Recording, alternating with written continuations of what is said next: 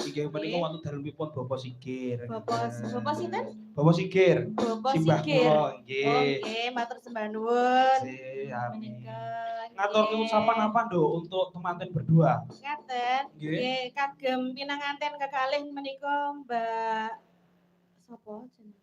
Menika Mbak Putri. Mbak Putri kalian Mas Haikal. Mas Haikal nggih. Menika mugi-mugi dados keluarga ingkang sakinah mawaddah warahmah. Amin. Enggal dipun paringi momongan. Amin. Setunggal mawon boten sah imbuh mangke nggih. Mesakne dalange dereng kebagian. Lah aku ki nek kebagiane njaluk ning sampean ki iso ae. Lah kok njaluk nek kancane iki piye? Iya. Nduk wong ayu. Nggih. Aku kangen suaramu sing pelok bareng kae lho, Nduk.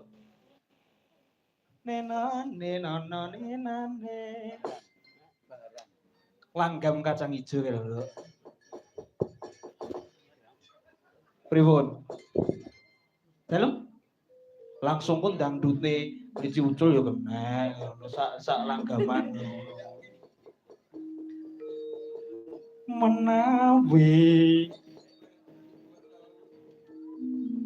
Kalih golek-golek nggih. Yo ora apa-apa, santai ngono lho, Nduk. Nggih, dasare ya laki nyang. Nggih, ngaturake sungkem pangabekti konco simbah guru kula, Nduk. Sinten? Ki Gutaya Cerma Sudarma. Nggih. Mugi pinaringan sehat jasmani rohani. Amin. Saged ngomong putra buyut dugi canggah. Amin. Amin. Kalian menika wonten Bapak Alek lho. Oke, Pak Alek. Mas Agung nggih kepareng anu nggih. Nggih, lenggah menika wonten ajeng menika. Mbak bilih nggih kersa jumeneng. Oh, siap mangke. Nggih. Mboten napa-napa dangu mboten panggih lho. Oh. Aja Bu, kene sugan. Lah ajeng ngoten niku kok yo rapi amen. Ayo ndek.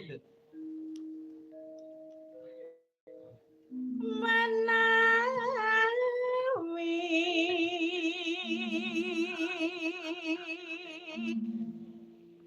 paran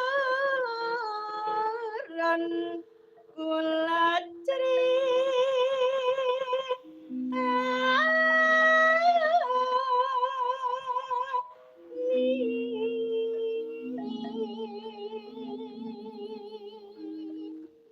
Yo nek sing nyeritani sampean ki aku panggah ngrungokne. Sulun. Sik. Iya. Nyapo lo kesusu ki lho nyapo. Iya, heeh. Alon-alon. Sing ndi to? Seraning kita bojang gami nalinya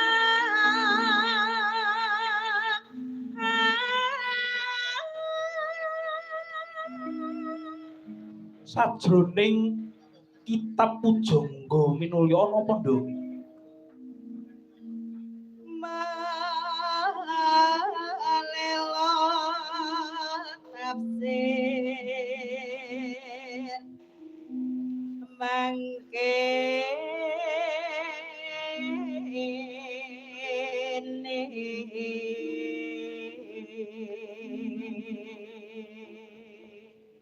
Tafsire piye wong ayu? Gusti Kang Maha Luhur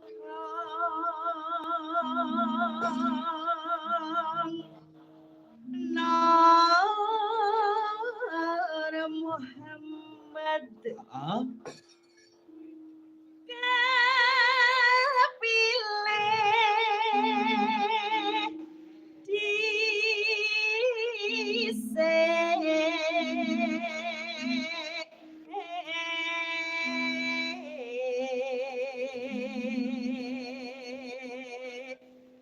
iki biasane iki sanes kula sing nembangke. Sinten sing nembangke?